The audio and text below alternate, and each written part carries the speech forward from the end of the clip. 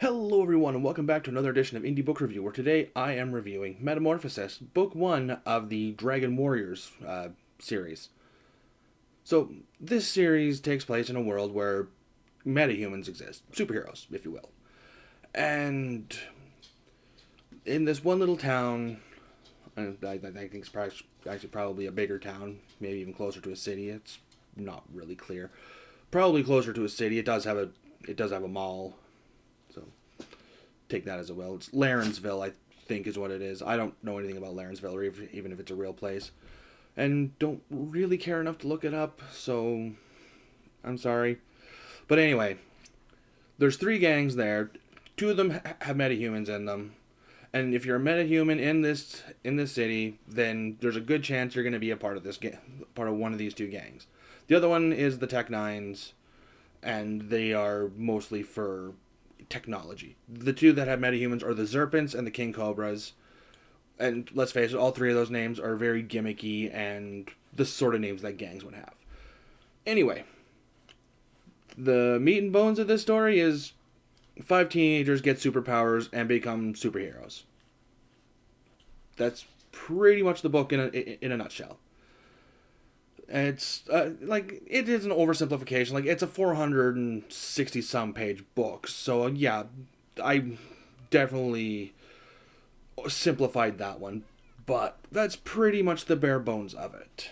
So of these teenagers, the 5 of them that actually matter, there's Jake, who is a typically described as being fairly fat. He's really smart. He wants to be a detective and kind of a cool guy. Like, he's a nice guy. His cousin, Joey, he's the typical high school jock. I mean, he's a nice guy. He's not a bad person, but he is a little hot-tempered at times. There's Brandon, the also just a fairly sporty person, but not in the same way as Joey. Different sports. Brandon plays basketball. Joey plays soccer. Then there's Brandon's girlfriend, Lauren. She's the meek, mild person who comes from a family of racists and bigots. And then there's Angela, who is Joey's ex, and is kind of a bit of a girly girl drama queen sort of person. She wants to be an influencer. This is also back in 2009. I don't know if the book was written back then or if it's a little bit more recent, but it takes place in 2009. And yeah, she wants to be an influencer because that was a fairly new thing at that time and actually kind of doable back then. Anyway, through a series of small events, they get superpowers.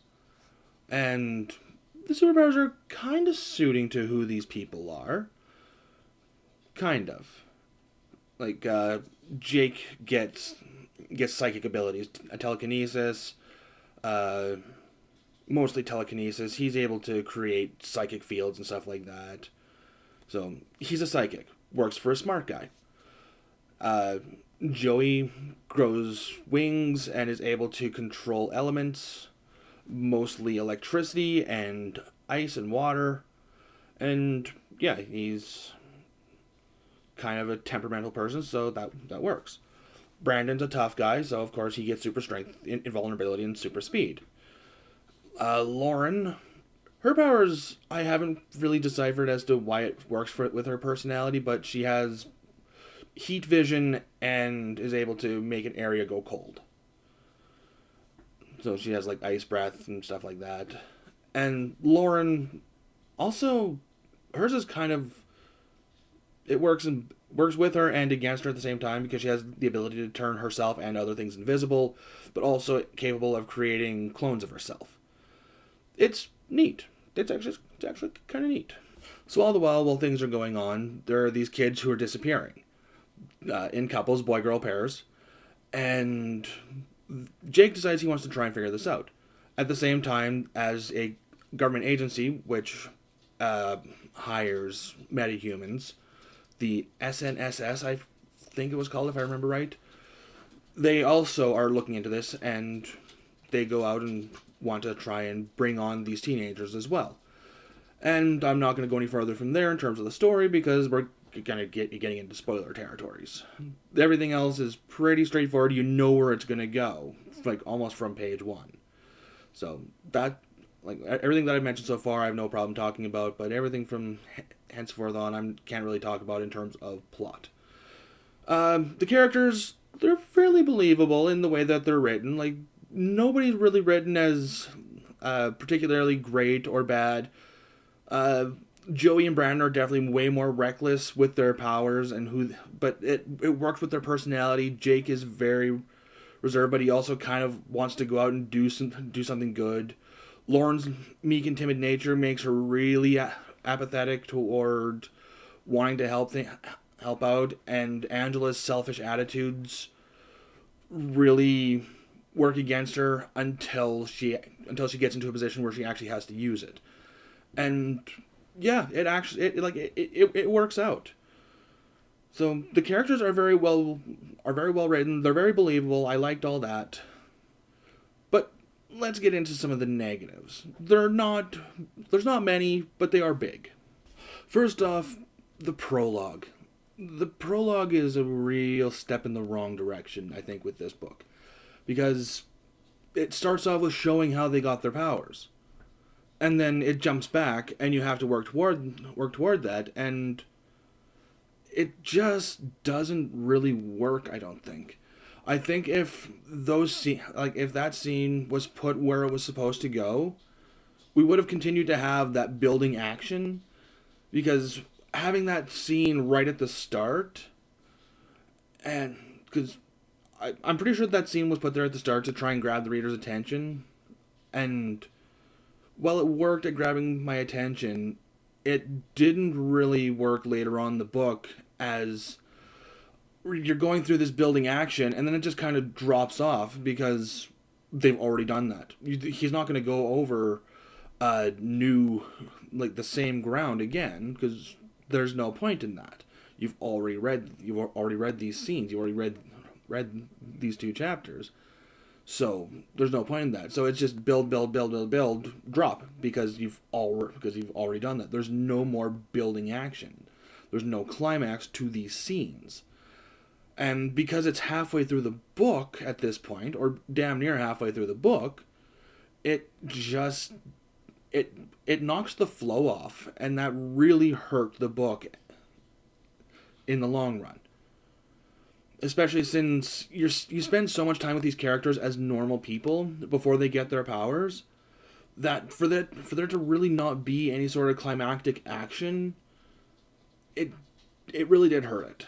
Now, once the characters got their powers, the book continued on its straightforward path of being really good and really interesting. But yeah, just with that scene missing from that spot, it hurt. The only other real negative that I got is it takes too long to get to the point where the characters have the powers. Like, I get that you gotta develop the world, you gotta show things, and he spent a lot of time really showing us how this town is, and why they are going to go out and be superheroes after they get their powers. But I kind of got that picture a quarter of the way through the book. I didn't really need a lot of the melodrama and a lot of the stuff that came along with it for the second quarter of the book. Like, I think they got their powers around the 45% mark. I read it on Kindle, so it shows my percentages all the way through it. But yeah, I think that's right about where they got their powers, was the 43 to 45% mark. But in a 400-some page book, that's a lot of book to follow these characters around. And yeah, they spend most of the book technically with their powers. Actually, even then, not really, because they don't really develop their powers until after the 50% mark. So there's still a piece of book where they don't really have their powers yet. So it just, I got the picture of who the characters were way quicker than I think the author intended. And I know he had to set up how they were going to get to where they were going to go, but I think it just took a little too long. I think they just should have been sped up a little bit.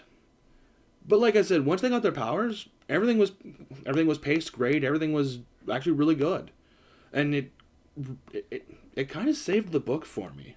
I'm not gonna lie, because I was really not interested in what was going on until they got their powers, because it was just teenage melodrama, and that's just not something that's interesting to me. But all in all, the book is really good. It gives it a really good spot. Like it ends in a really good spot for the series to continue forward. Will I pick up the next book? I don't know. My reading schedule is really full right now. So if I remember it later on, then probably, because I am kind of interested in these characters now and I kind of want to see where things are going. But at the same time, I've said that about a lot of series so far, and I think I've continued maybe 3 of them, if that. So, if I don't continue the series, it's not because I didn't like the first book. It's because my reading schedule's so packed. Would I recommend this book? Yeah, actually. I would also recommend people push a little farther, like, push themselves to get a little farther into it until the point where they get their powers, because that's when the book really starts to get good and really interesting. And yeah, all in all, I'm gonna give this book a 8 out of 10. Like, it was really good. It was one that I genuinely enjoyed, and it's one that I definitely believe people, like other people, would enjoy. So, yeah, 8 out of 10. I think that one's. I think that's about fair. But anyway, that's all I got for you folks, so have a good one.